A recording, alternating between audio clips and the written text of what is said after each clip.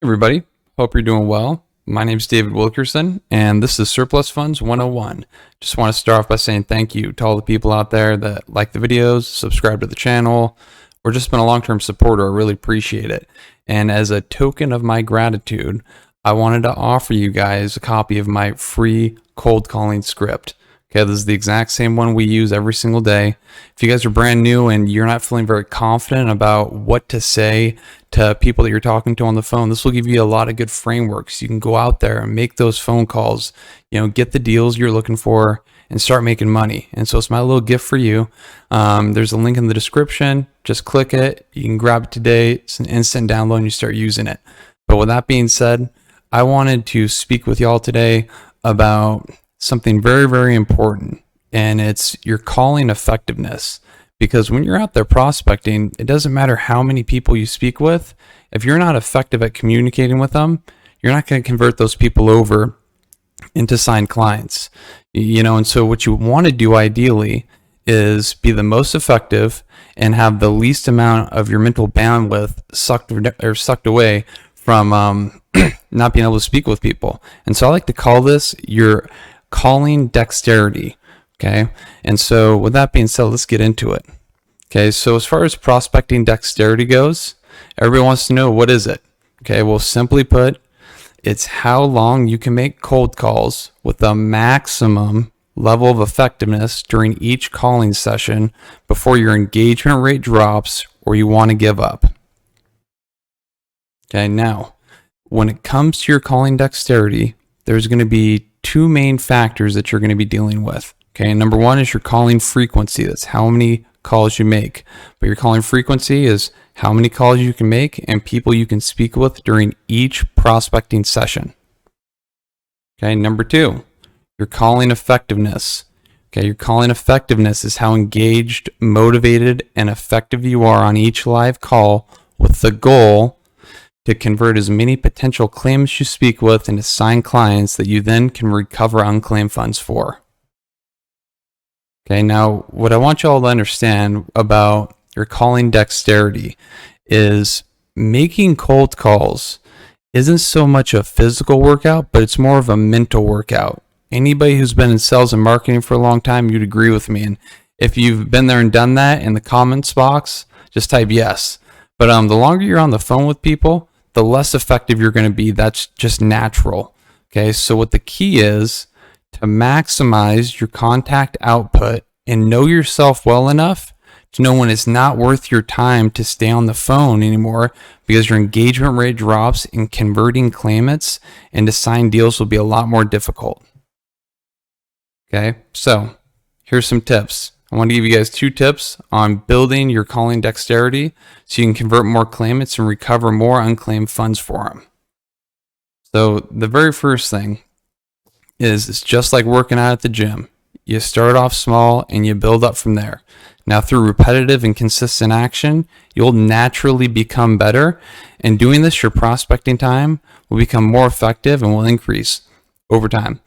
Okay, so what you want to do is you want to learn to create prospecting standards and always be increasing them, so your contact amount every single day increases, even if it's in small micro amounts. And, you can do this in all areas of your life. And I'm no different, like as a little personal example, this year has been a blessing in the business department. But in the personal department of my life, it's been kind of a train wreck. I've had two grandparents pass away from COVID. My dad got diagnosed with cancer. I've been taking him to all of his treatments. And I actually moved about a mile away from him so I wouldn't have to spend the time driving every single day over to his house to pick him up. And when I moved, I canceled my old gym membership.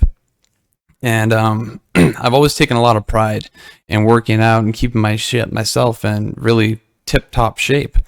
And over the past few months, I really haven't done that, and so there's a gym right down the road from my new place, and I've driven past it every single day, kind of like you guys might be looking at your stack of leads, and I've driven past it every day, and I haven't gone in there and worked out or done anything. And so what I did the other day is I had to get real with myself and look in the mirror and be like, hey, look, even though all these other things are going on in your life, you still got to step up and take care of yourself so you can be more effective at taking care of other people. And so I made it a really, really small goal, okay, just to go in there and get the gym membership. And then the very next day, it was just go in there, put your gym clothes on, stretch. And then the very next day, it was just go in there, put your gym clothes on, stretch, and do one set. And just one thing builds on another and builds on another.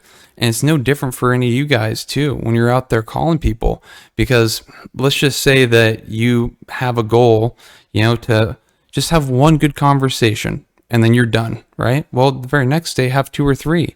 And all those little things are victories and wins. And you start building those things up, it's like a snowball. You'll start feeling more confident, and naturally you'll start converting more people because you'll be a lot more confident the way you communicate. But you guys start off small. It's okay. I know that I always talk about having a 3-hour calling block every morning, and if you're brand new, that can seem daunting. I get it. I understand. I've been there, but just keep raising the standard, keep drawing the line in the sand, and keep saying, hey, look, tomorrow my goal is to have this much more talk time, and then it just builds and goes from there. Okay. And number 2 is you work smarter, not harder.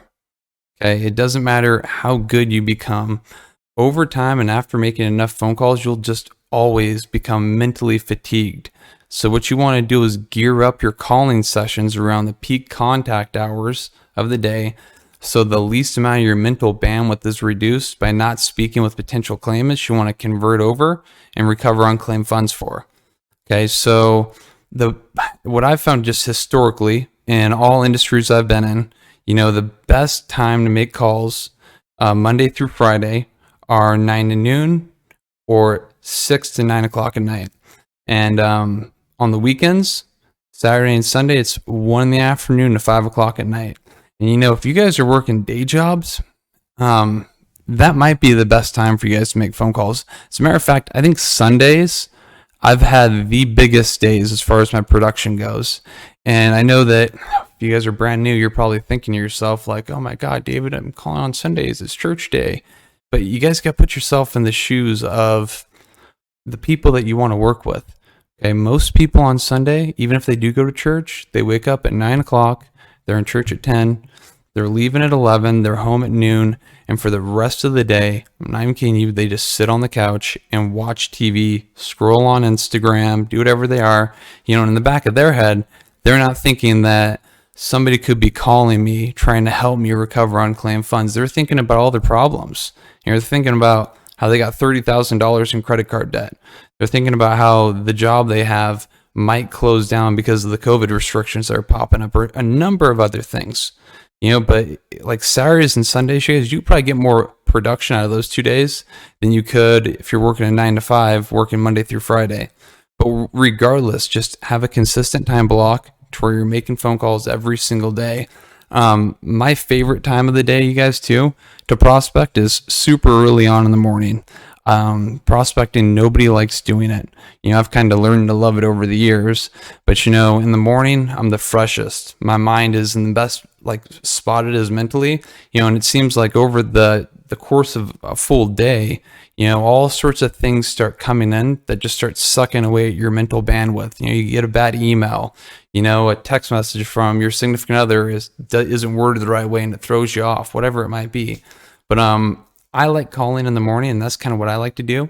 But with that being said, you guys, I hope all of this helps you. If you find any value in this, like the video, subscribe to the channel, and take care.